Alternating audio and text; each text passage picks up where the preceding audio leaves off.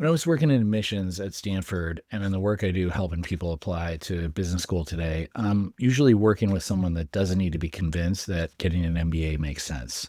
But even when someone is already working on their application for specific schools, I still consider it useful to have the conversations about two fundamental questions. One, does business school make sense? And two, if so, where should I apply? The reason is that it's important that people who are considering school have a good basis for that choice, as well as a good basis for targeting each particular school. Everything else will be easier if this is solid. My name is Mike. I help business school applicants navigate the admissions process, drawing on my experience running admissions and other leadership roles at Stanford GSB, and by offering an AI-powered platform called MBAI.app. Sign up and get free resources that can help you be more strategic in your applications and get better outcomes at mbai.app. Now, I've encountered a lot of takes that suggest business school is outdated, less valuable in the era of AI, or that the opportunity cost is too high. Many of these takes are nothing more than shallow opinions or things that have been said for 30 years or motivated reasoning from someone that's trying to justify their own choices. But application volumes at most business schools have been down recently, and I do believe that the potential impact of AI represents something more transformative in the economy than any other recent technology. So it's a fair question to ask whether MBA education represents a good investment today. Obviously, the answer is not universal. Every person's situation is different. Different schools offer different benefits, and it's not the right step for everyone. But there are broad trends and factors that I believe make this a great time to consider business school, and I want to make that case. Now, I'll make it for two reasons. One, I think it's true, and I'll explain why. The other reason is that for clients I work with, once you make the decision to apply, I want you to believe it's the right decision for you.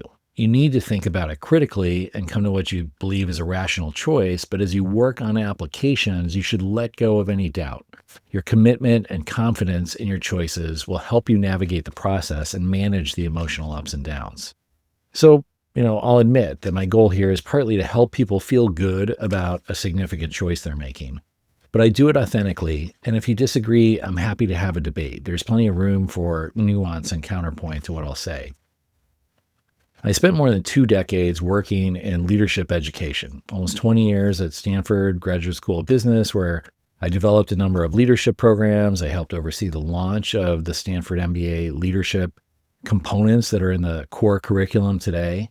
I've developed leadership programs for C-level executives and managed admissions for Stanford's mid-career program, the MSX program. Over that time, I literally worked with thousands of leaders, from MBA students in their 20s to semi-retired, very senior leaders in their 50s and 60s. And one clear pattern I saw over my career was that you can think of learning that takes the form of personal development and enrichment generally as taking place at one of 3 levels. I call it episodic, developmental, and transformative learning.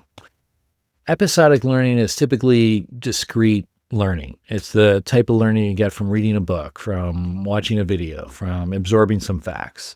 If I told you I learned 25 French phrases, that would be an example of episodic learning. Something I can have some fun with. Who knows? Maybe it can be a lifesaver in the right time and place if one of those phrases, turns out to be crucial. But mostly it's not going to change anything fundamental about my life. Developmental learning is much more impactful. If I told you I learned conversational French, that would be developmental learning, right? It's augmenting my abilities. It's like having a new tool or skill or capability. It allows me to do things and connect with people that weren't available to me previously.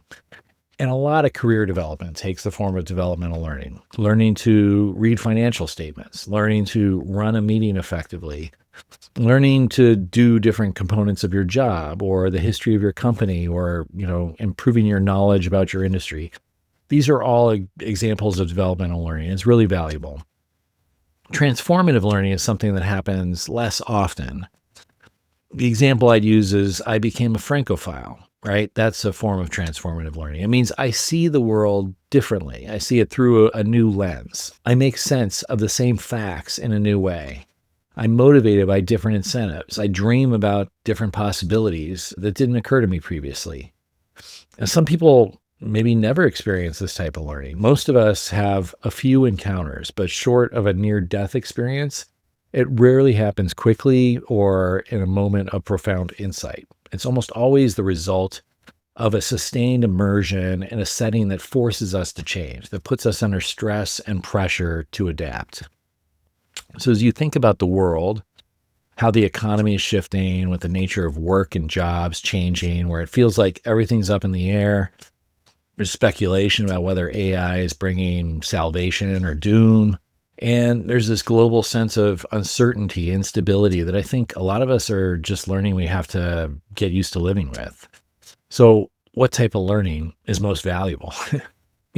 Episodic learning is, it's fun. Stay curious, learn something new every day. It makes life interesting on a day-to-day basis. It's great, but it's not going to change your situation in any fundamental way.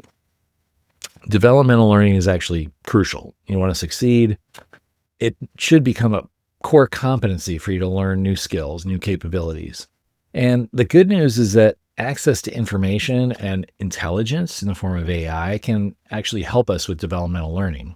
If you used AI to learn to use AI, for example, you know what I mean? Learning to vibe code when you have no prior experience with coding or programming, it's a powerful tool for gaining new skills. But it doesn't cross over to transformative learning usually. In fact, a lot of research on the use of AI suggests that it suppresses some of the human characteristics and mental modes that are associated with creativity and innovation, which is really what transformative learning is mostly about. So what does this have to do with business school? If you spend time on social media or YouTube where you're seeing this video, you're constantly being promised, implicitly or explicitly, that revelation is just around the corner. The next video is going to give you that keen insight that you need to be happy or to be successful or more productive. Just this week, I learned to fix my screen door and learned a new song on the guitar. But these small hits of learning, they're like dopamine. They're too easy. They don't create the stress or pressure to adapt in any fundamental way. For that, you need to immerse yourself. You need to submit to a program of learning that is comprehensive enough and integrative enough to actually create new patterns of thinking, like learning a new language, but doing it while immersed in a new culture and environment for a sustained period of time. A full-time business program can be that type of environment. Generally speaking, an MBA program will cover a broad body of topics that are all connected to the practice of business, management, leadership. By its nature, learning to be a leader is going to invoke stress. It requires adaptation. And joining a community of people that are all undergoing some form of change creates the conditions in which you can change more fundamentally. Your classmates don't know your past the way that your family or colleagues do, which gives you permission to explore different habits, to express different parts of yourself. For some, that's uncomfortable, but then transformative learning doesn't take place in your comfort zone. 2 years may seem like a big commitment, and one of the critiques of business school today is that the pace of change puts a premium on optionality.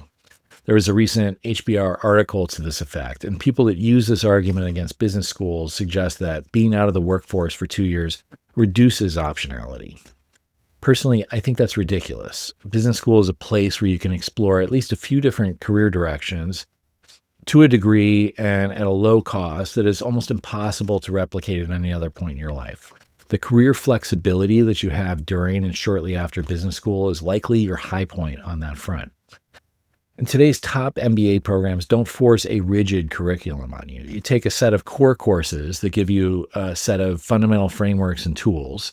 But beyond that, schools are like human capital ecosystems that you can tap to explore emerging issues that feel most relevant to you. And if the school is any good, your pursuits will be held to high standards of academic rigor. Again, it puts you under that pressure, that stress. Coming out the other end, if the school does its job right, and if you approach it in a serious and mature way, you'll not only emerge with the most significant gain in developmental learning you could get in a 2-year period, but you're much more likely to find yourself transformed in some ways that improve your ability to pursue goals that are meaningful to you relative to anything that you would have gained by working your job. Now, I acknowledge that's a generalization. It won't be the case for everyone, certainly, and it might not be the case for you. But for those who aim to be leaders, who want to be influential in the context of business and the economy, I think it's generally true that the case for business school today is as strong as it's ever been. In the face of AI, the type of integrative skills and thinking that MBA programs develop is at a premium. Just at the same time, the technical and analytical execution is being commoditized. The ability to synthesize across functions, to lead ambiguous situations, and make judgment calls with incomplete information, that's the core MBA skill set. It's not a side benefit. Doing this now, while AI disruption is taking shape, but still in its early phases, looks to me like good timing. In some ways, business schools are at their best when the relevancy is being questioned. A few years ago, I remember at Stanford, there was a lot of noise from students about how the curriculum felt irrelevant and wasn't meeting the moment when it came to AI. Last year, Stanford was rated #1 by Poets and Quants for its AI-related course offerings. This transition wasn't because of top-down efforts. It was the decentralized nature of universities adapting to the marketplace. Students demand something that isn't offered, so they start something themselves. At Stanford, it was a student initiative called AI at GSB. They started inviting speakers. They asked some faculty to give talks about any research they were doing. A year or so later, a few faculty start offering some electives. Some of those don't last, but some become popular and gradually become a key part of the overall school offerings. If you want to adapt to an AI-centered world, then spending 2 years at a high-caliber business school would seem a good investment. Maybe if you can work at Google or Anthropic, you'll be closer to the action in terms of AI advancement. But I'm not sure it would actually be a better environment in which to develop your own thinking and skills when it comes to adapting to the world that AI is reshaping. So when I see that applications to business schools are down, I see it as an opportunity rather than a warning. After all, there's no data to suggest that the job market post-MBA is being degraded by AI. I recently spoke with a former colleague at the Career Center at Stanford, and she told me that this will be among the best years in terms of employment outcome that she has seen, and she's been at Stanford for 20 years. I hope that if you're considering business school and if you have doubts about that decision, this gives you some added confidence. There's plenty of people that don't need to go to business school, but honestly, those people are probably not the ones wondering whether or not they should go to business school. As for those that do wonder, my belief is that most can benefit from business school if they get into the right program for them and if they approach the experience in the right way.